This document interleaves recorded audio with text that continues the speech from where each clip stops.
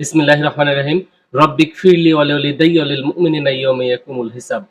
সূরা ইব্রাহিম আয়াত নম্বর 41। আল্লাহ সুবহানাহু ওয়া তাআলা পবিত্র কোরআনে সূরা ইব্রাহিমের 41 নম্বর আয়াতে বলেছেন, হে আমাদের প্রতিপালক, আমার পিতামাতাকে এবং মুমিনদেরকে আপনি ক্ষমা করে দিন। হযরত ইব্রাহিম আলাইহিস সালাম এই দোয়াটি করেছিলেন। সূরা ইব্রাহিমের 35 নম্বর আয়াত থেকে শুরু করলে এই বিষয়টি জানতে পারা যাবে যে আল্লাহ সুবহানাহু ওয়া তাআলার কাছে হযরত ইব্রাহিম আলাইহিস সালাতু ওয়াস সালাম এই দোয়া করেছিলেন। এটি হলো আল্লাহ সুবহানাহু ওয়া তাআলার নাজিলকৃত পবিত্র আল কুরআনুল কারীম। এখন আমরা যে হাদিসটি দেখব সেই হাদিসটি আছে সুনানে আবু দাউদের 4718 নম্বর সহিহ একটি হাদিস। এই হাদিসের রাবি থেকে শুরু করছি। আন মুসা বিন ইসমাইল, মুসা বিন ইসমাইল থেকে হাদ্দাসানা হাম্মাদ আন সাবিত আন আনাস রাদিয়াল্লাহু তাআলা আনহু আন্না রাজুলান কলা, এক ব্যক্তি বললেন, ইয়া রাসূলুল্লাহ, এক ব্যক্তি বলেন, হে আল্লাহ রাসূল, আইনা আবি, আমার পিতা কোথায়? কলা, আল্লাহ রাসূল সাল্লাল্লাহু আলাইহি সাল্লাম বললেন, আবু কাফিন নার, তোমার পিতা জাহান্নামে। ফালাম্মা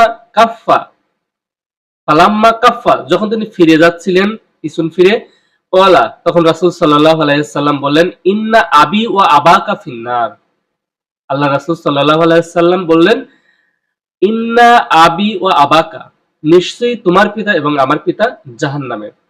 তাহলে আমরা মোটামুটি একটি ধারণা পেলাম আল্লাহ সুবহানাহু ওয়া তাআলা তার পবিত্র কুরআনে সূরা ইব্রাহিমের 41 নম্বর আয়াতে ইব্রাহিম আলাইহিস সালামের দোয়াটি স্পষ্টভাবে উল্লেখ করেছেন।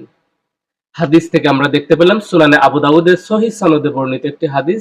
সেই হাদিসে আল্লাহ রাসূল সাল্লাল্লাহু আলাইহি সাল্লাম নাকি বললেন যে তার পিতা জাহান্নামে।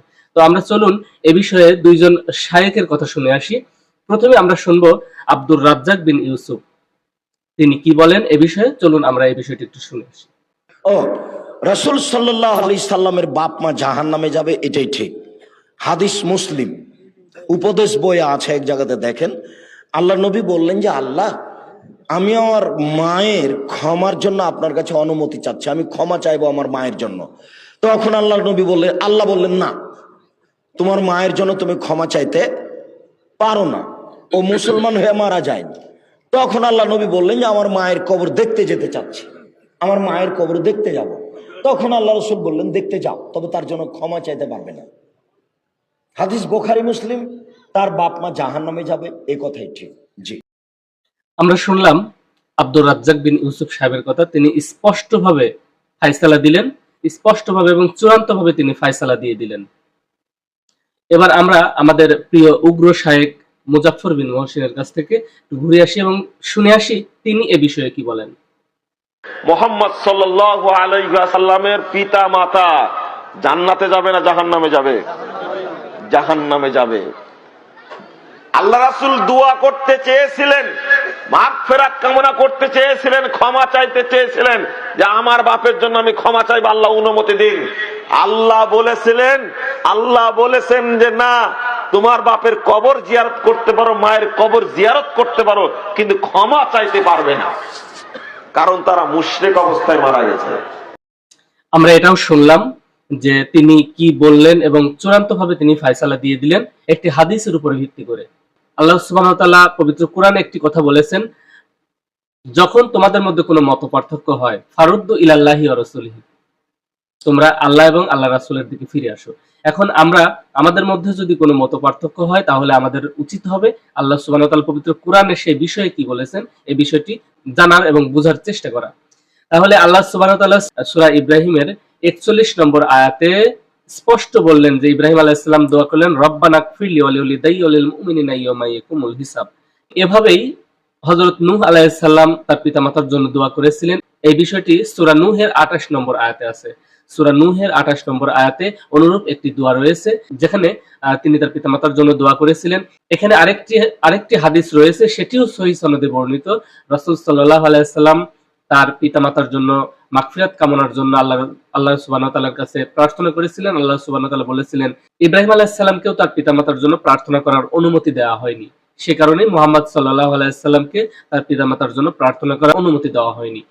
আল্লাহ সুবহানাহু ওয়া তাআলা সূরা বনী ইসরাঈলের 24 নম্বর আয়াতে বলেছেন, রব্বির হামহুমা কামা রাব্বায়ানি সগীরা। এটিও সেই একই উদ্দেশ্যে নাজিল করেছেন। আর আল্লাহ রাসূল আর পবিত্র কোরআনে সূরা বনী ইসরাইল, সূরা নূহ এবং সূরা ইব্রাহিমের যে দোয়াগুলো আল্লাহ সুবহানাহু ওয়া তাআলা শিখিয়ে দিয়েছেন, এই দোয়াগুলো সাহাবায়ে কেরাম তাদের পিতামাতার জন্য করেছেন। এবং ইতিহাস থেকে যেটি দেখা যায় সেটি হলো অধিকাংশ সাহাবীর পিতামাতাই আল্লাহ রাসূল সাল্লাল্লাহু আলাইহি ওয়াসাল্লামের নবুয়তের আগে মারা গিয়েছেন। তাহলে সবার জন্য দোয়া করার অনুমতি থাকলো, কিন্তু মুহাম্মদ সাল্লাল্লাহু আলাইহি ওয়াসাল্লামের জন্য এই হাদিসে দোয়া করার অনুমতি দেওয়া হলো না। সবচেয়ে বড় এবং গুরুত্বপূর্ণ দ্বিতীয় যে বিষয়টি সেটি হলো আল্লাহ রাসূল সাল্লাল্লাহু আলাইহি ওয়াসাল্লামের কাছে যখন কোনো বিষয়ে কেউ জানতে চাইতেন, তখন মুহাম্মদ সাল্লাল্লাহু আলাইহি ওয়াসাল্লাম আল্লাহ তাআলার ওহীর অপেক্ষায় থাকতেন। এখানে সুনানে আবু দাউদে যে হাদিসটি বর্ণিত হয়েছে, সেই হাদিসে যেই ব্যক্তিটি মুহাম্মদ সাল্লাল্লাহু আলাইহি ওয়াসাল্লামের কাছে জানতে চেয়েছিলেন যে তার পিতামাতা কোথায় আছে, তখন আল্লাহ রাসূল সাল্লাল্লাহু আলাইহি ওয়াসাল্লাম নাকি সরাসরি বলে দিয়েছেন আবুকা ফিন্নার।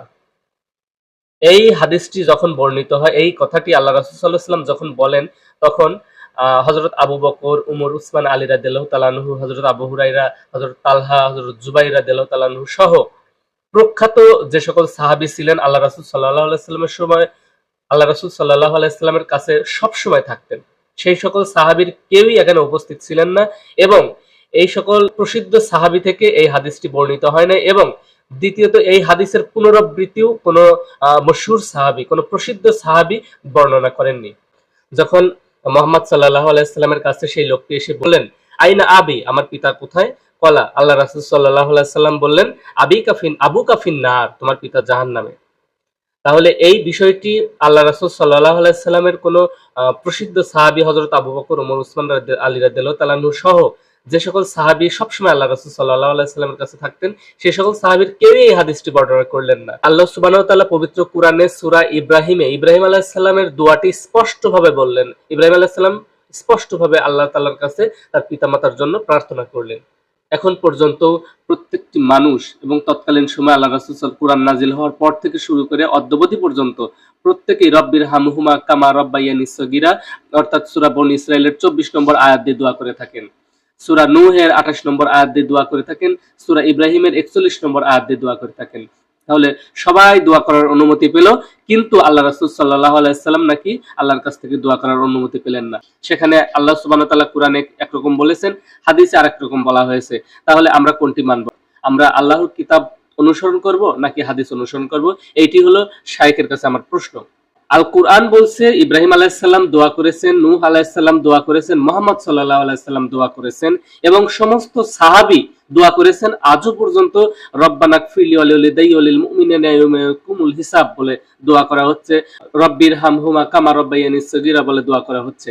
তাহলে সবাই দোয়া করার অনুমতি পেল, হাদিসে কিন্তু আল্লাহ রাসূল সাল্লাল্লাহু আলাইহি সাল্লামকে দোয়া করার অনুমতি দেওয়া হয়নি। এবং আরেকটি বিষয় হলো, হাদিসে বলা হয়েছে ইব্রাহিম আলাইহিস সালামকেও দোয়ার অনুমতি দেওয়া হয়নি, কিন্তু সূরা ইব্রাহিমের 41 নম্বর আয়াতে আল্লাহ সুবহানাহু ওয়া তাআলা স্পষ্টভাবে ঘোষণা করেছেন ইব্রাহিম আলাইহিস সালাম দোয়া করেছেন।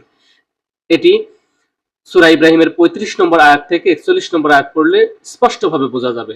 তাহলে যে বিষয় সুস্পষ্ট ধারণা আমাদেরকে কোরআনে দেওয়া হয়েছে, সেই বিষয় সম্পর্কে যদি হাদিসে ভিন্ন কথা বলে, হাদিসে যদি অন্য কথা বলে, তাহলে হাদিসের উপর ভিত্তি করে এভাবে চূড়ান্তভাবে যে শায়েখরা ফতোয়া দিয়ে যাচ্ছে যে মুহাম্মদ সাল্লাল্লাহু আলাইহি সাল্লামের পিতা জাহান্নামী, এটাই শরীয়ত, এটাই চূড়ান্ত, তাহলে এই বিষয়টি তারা কিভাবে কোন মিশনকে বাস্তবায়ন করার জন্য এই কথাগুলো বলে যাচ্ছে, এটি তারা ভালো জানেন। শায়েখ এবং শায়েখদের মুরিদের কাছে একটি বিষয়ে জিজ্ঞাসা থাকবে, সেটি হলো আল্লাহর কিতাব, আল্লাহ সুবহানাহু ওয়া তাআলার কিতাব আল কুরআন, আল কুরআনে যদি স্পষ্ট কোনো বিধান দেখতে পাওয়া যায়, স্পষ্ট কোনো বিধান পাওয়া যায়, সেই বিধানটি আমরা পালন করব, নাকি আমাদের কাছে যে হাদিসের কিতাব আছে এই কিতাবের বিধান আমরা পালন করব? এই বিষয়টি তাদের কাছে আমার প্রশ্ন।